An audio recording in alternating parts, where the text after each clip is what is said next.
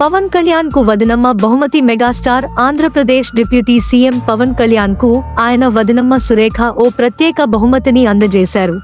AP deputy సీఎంగా బాధ్యతలు చేపట్టిన పవన్ కు చిరంజీవి సురేఖలు డిస్నే మౌంట్ బ్లాక్ పెన్ను పుస్తకాన్ని బహుమతిగా అందించారు. ఈ విషయాన్ని మెగాస్టార్ చిరంజీవి వీడియో తీసి షేర్ చేశాడు. ఈ బహుమతి ఖరీదు 2.53 లక్షల రూపాయలు. ఇకపై పవన్ ఆ కలంతోనే సంతకం చేయనున్నారు.